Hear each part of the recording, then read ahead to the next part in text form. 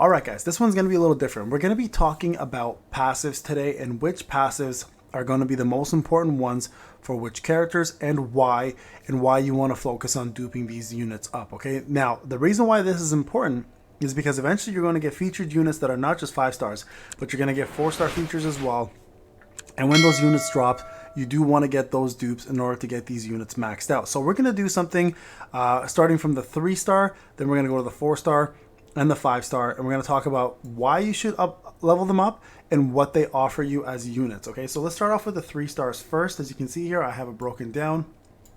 Amanda Waller, her passive, this is going to be one of the more important ones here, because what she does is in the beginning of battle, she will convert 4 random tiles into purples, giving your purple units a chance to get their power gauge quicker, as well as do more damage, and as well provide her the ability to get her power gauge quicker to give you those insane buffs, right? So Amanda Waller is your #1 max unit you want for 3 stars. Second up, you actually want Copperhead maxed out. The reason why you want Copperhead maxed out is he has the ability to give himself 100% dodge whenever he gets hit, and this is going to up his survivability quite a bit, and you want him alive as much as possible so he can do his insane power move, which does damage over time for 7 turns, and critical down debuff and vulnerability debuff. So very, very important, guys, to get Copperhead maxed out for his passive. He's going to be a vital piece to your boss killing units. And his dot is no joke. I kid you not. It's pretty crazy. All right, next up is going to be Katana. The reason why you want to get Katanas maxed out is because every time she kills somebody, this actual damage bonus stack will increase to 10%, and then that will give you the maximum 30% when you max it to stack it to 3 times of dodge, attack, crit rate, and crit damage.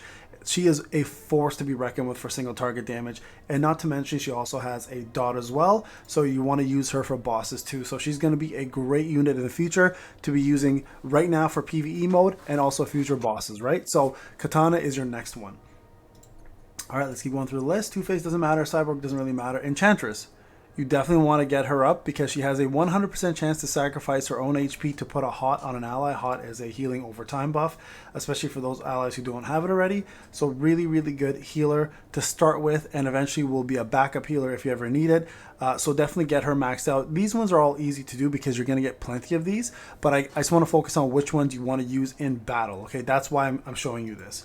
All right, let's keep going here. Gorilla Groot. So similar to Waller, the only difference is he's going to be converting 4 random tiles into red tiles, and that's important for him because if you use a full red team, he actually is a decent tank with pretty good moves to keep people alive, has an AoE, and at the same time provides himself with a barrier. So these red tiles are no joke. They will start up your red teams fairly strong if you can get that going, okay? All right, and then the last one here is going to be Grav Spinner. Now, Grav here has the ability to buff an ally with the lowest HP with defense up, and the highest attack ally with attack up. When you get it maxed out, it's a 35% chance, which is actually fairly good. So if you plan to use him for these buffs every single round, you might have a pretty damn good buffer or a side buffer as long as you're using Waller as a backup and him as a backup for buffing. So pretty good buffer, and at the same time actually pretty decent damage for a unit, and also reduces power gauge down, so you keep your opponents at bay when they do your specials. Okay, this is going to be the top 3-star units that you want to focus on for passives. These are the most important ones. All right, I'll put these in the description, by the way, so you guys can see them and the reason why you want to focus on them. And I'll also put it in the screen right now. Okay. All right. Now 4 stars. Let's go to 4 stars. Beast Boy. The reason why you want to get Beast Boy up when he is released, he's going to be re-released again, guys. So don't worry, you will eventually be able to get him. Beast Boy fills the power gauge of all allies by 10% or 15% if they're Teen Titans, and it just increases the percentages for each of these numbers. So really, really good to start at start of battle because it gives you that advantage. So don't if you do get him, he's #1, he's the best tank in the game. #2, you may as well take the bonus that comes with it, right? All right, next up, a pivotal unit, and that's gonna be Poison Ivy. So Poison Ivy has the luxury of every time she gets hit, she does accuracy debuff down for 3 turns and attack down for 3 turns. Now her dupes are super important because you want these to be maxed out. Attack down is 25% less attack from the opponent, and the accuracy down, I believe, is 30% miss chance. So anyone with dodge with accuracy down debuff on the opponent, that's even better chance to dodge completely miss that whole attack, right? And that counts for specials and regular tile attacks. So extremely important to get her maxed out. Next up, Blue Beetle. Blue Beetle's not in the game at the moment, but when he is re-released, he's actually going to be the Joker killer, because he actually has the 50% chance at max to remove stealth from an opponent and then apply vulnerability. So when Joker goes into stealth every turn, he has the chance to remove that stealth buff, and Huntress and anyone else who does it, right? And pretty much puts probably one of the best debuffs in the game on them, which is vulnerability, which allows every color to be an effective color on that unit, no matter what color you attack them with. So very important to try to get him maxed out.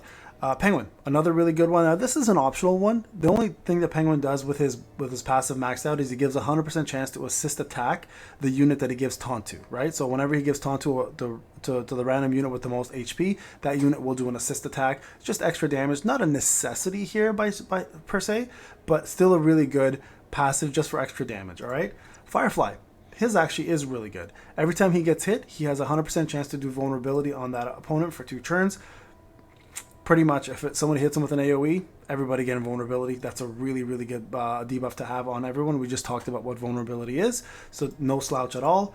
Huntress, amazing passive. Okay, 85% chance to receive dodge up for 3 turns and critical up for 3 turns. Whenever she's hit by a power move, whenever she dodges a power move, she has 85% chance to receive stealth. Super hard to kill this girl. So, and she hits like a freaking Mack truck. So very good one. All right, Ultra Humanite, another really good one here. 50% chance to remove the debuff that is applied on you and then put it back on the originator. So a really good way to, first off, cleanse, and number 2, send it back to the originator so you guys can debuff them instead. The only problem here with this one here, even though it's really good, it doesn't work well with a Cersei team, because Cersei wants to flip all debuffs, not have them removed. So keep that in mind when you're using Ultra Humanite, okay? Killer Croc is going to be next right here, and he has a 75% chance to inflict a dot for 1 turn every time he's hit. Really important with that one. Attack with a power move, I should say specifically. So when he's attacked with a power move, he does a dot. The dot is 1 turn, but it does do quite a bit of damage, so it's worth having on a tank, because most likely he's going to taunt and take the hit anyways, so allow him to do extra damage on the side while that's happening. Cheetah's pretty damn good here. It's essentially power gauge up every single time she blocks an enemy blocks her attack. Really used against Amazonians and tanks, but overall, to get that power gauge up, she already builds it super fast as it is, but to have extra is absolutely worth it. She is a force to be reckoned with. Artemis is no good. Parasite. There we go. All right, Parasite increases chance to get a defense and attack up every time he, I think, receives a buff or a debuff. Okay, so those 2 things, and that happens fairly often. So put him with a buffing team, and every time somebody debuffs him, perfect with Cersei, by the way, he can get himself additional, and it stays the whole time, the entire time. Okay, he is not currently available in the game, just so you guys are aware. All right, and then lastly, Deadshot. Every time he attacks somebody with a taunt, he increases his crit rate bonus, pretty much destroying tanks. He's a tank destroyer because he ignores defense, and then with his passive increase, he increases his crit rate, which means you're going to be doing a lot more damage because your crit rate's going to go up, so you're going to do crit damage, which is the best multiplier in the game based off of your attack. So have him with someone like Waller who can buff his attack and his crit rate. He's going to be at 100% almost by the time his passive is maxed out, so he'll be doing massive damage with this guy. All right, that clears up the 4 stars, guys. So again, I'll put that on the screen for you. All right, 5 stars. These are the most important ones, obviously, because most people care about these. Riddler, 60% chance to add a green tile to the board each turn. So you guys are aware of that. That's the maxed out one. No need to explain that one. He pretty much controls the board. If you're running a full green team or all green team with like a Waller, for example, you want him to be maxed out because you want greens as much as you possibly can get, and he does that really well. The best in the game for it, absolutely.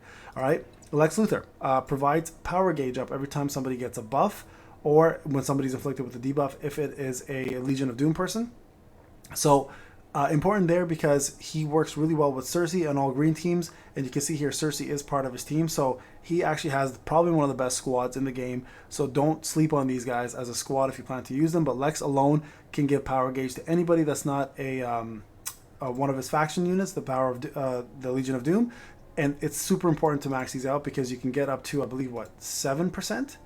Maybe 6% total, 7% total power gauge on both effects, right? So 7% on all allies, and it looks like 10% on the Legion of Doom on the debuff part, okay? Or sorry, 7 and 7, so 14 total for Legion of Doom.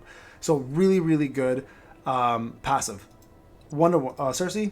Did I say Cersei on my list? Let's take a look. I don't think I did. No, because all she does is do red color down, which means you'll just be able to get more debuff here, and then you can flip it to a buff which lasts your red color down more often. Not a necessity on her, to be quite honest. She already has a pretty lengthy one, so don't worry about her.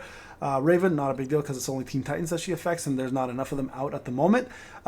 When they do come out with Beast Boy and Blue Beetle again, she'll be a lot more popular because she'll do a heal up, but right now she's not necessarily, she's not even out personally anyway, so it doesn't matter. Wonder Woman, really, really good. Gains a power bar for herself, or power gauge, every time she does a block, and she's built to block, so you want to get that up for sure for her if you plan to main her. And then lastly, actually there's two more. Vandal Savage, definitely worth it. He becomes immune to defense down and vulnerability, and then also heals himself additionally for more of his HP per round, making him super tanky and really, really hard to kill. Unfortunately vulnerable to green teams because a lot of people do run mono green teams like myself, but outside of that, great passive. All right, and then lastly, Halo. Halo. The reason why Halo is so important is every time she gets hit when she has a barrier, she does a vulnerability debuff up to 6 turns max. So you can get an insane amount of vulnerability on an opponent, making them susceptible to all of your attacks throughout the entire fight practically. All right, guys, this is Payne. Hope the video helped. Enjoy it. Think about your pulls next when you think of passives, because that's going to matter a lot, especially with featured units and your 4 and 5 stars, more importantly than anything else. If you enjoyed the video, give me a like, a comment, subscribe, and let's keep the content rolling. All right, guys. Talk to you on the next one.